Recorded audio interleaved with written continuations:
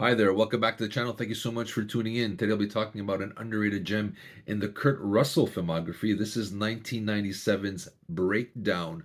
The film was directed by Jonathan Mostow. The film stars Kurt Russell, the late great J.T. Walsh, and Kathleen Quinlan.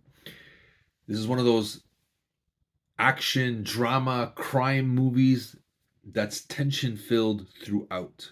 And they don't make them too much like this anymore. A lot of them go straight to, these straight to streaming services, and they're not with a big budget. It's with people that you may know from somewhere else, but you're not sure where you saw them from. But back in the day, we had like Panic Room, Nick of Time with Johnny Depp, Out of Time, I think, with Denzel Washington. Great tension filled movies about everyday guys placed in an extreme situation where the tension just escalates. So we start off with Kurt Russell and Kathleen's characters are in a car. It breaks down. You can see that their marriage may be in trouble and this situation is not going to help. And you kind of think, oh, they're going to have a fight. But no, they have this playful banter and you really like them for that. You like this, and you can see there's a history with them. So they build the characters right away. So you get this sense of this is a nice couple, and something bad's happened to them. Like, gosh darn, their car broke down. Truck driver pulls up with J.T. Walsh, says, I can bring your wife into town, and she can call the tow truck or whatever. And Kurt Russell goes, yeah, put her in the truck. Great, thank you so much. Wife doesn't come back. You know, wife can't. So Kurt Russell, at one point even meets the truck driver again, and he plays it off like I never met you in my life. I don't know what you're talking about. You're dreaming. And that's when the movie really takes this turn of where like the brakes stop and you just go, what? And even Kurt Russell, you can see his face like he's about to tell this guy, are you smoking something? Like, we were this close, literally foot apart, and you took my wife in your truck. What are you talking about? He goes. So Kurt Russell, it's one of those moments where the film changes, and then suddenly this weight hits you in the theater. When it hit you like a ton of bricks.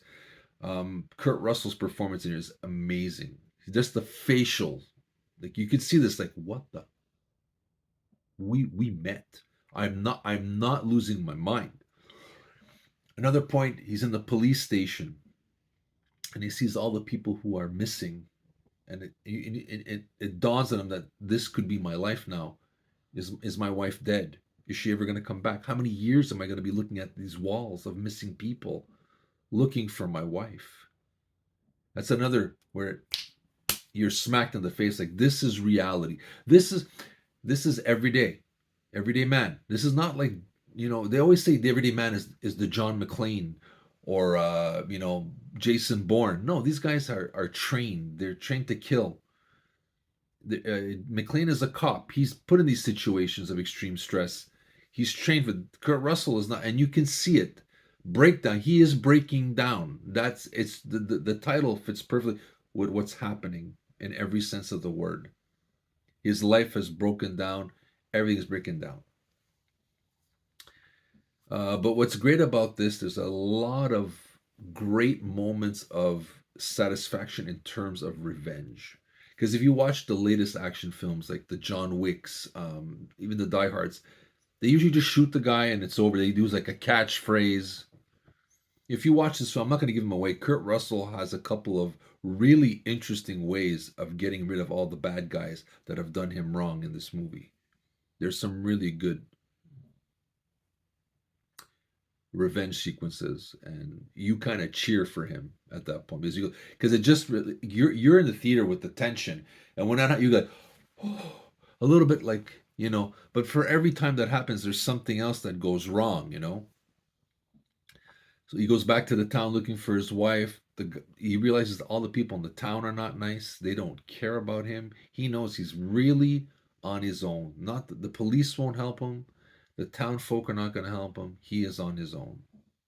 And that's another point where the tension on his face, this other breakdown of like, no one is going to help me. I am on my own.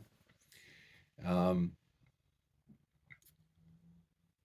Another great part of this film is when he finds the truck driver again and realizes the truck driver is driving off, where he says he's going to find, he's talking like he's going to put his wife in this certain area and hide her. And so Kurt Russell sneaks underneath the truck, but realizes he can't stay there all night. So he tries to sneak into the cabin part. And there's a sequence where he's some part under the truck and climbing upward. And it's a downward shot, and you see his hand, his wedding ring, the tension on his face. Like he's got to make through to save his wife. That scene, that picture alone describes the whole movie. It's that beautifully shot, masterfully shot by Jonathan Mostow. Whoever thought of that shot, beautiful. That it just hits you all the time. You watch that, and you go, oh my god, oh my god. Everything's riding on this. Literally, everything's riding on this. He gets to t.walsh's home. He's having a talk with his friends and his wife, and you can see the wife has no idea that J.T. Walsh is a lunatic that kidnaps people. Because when Kurt Russell goes into I think the barn or something, he finds all these other cell phones and all these other. He's been doing this for years.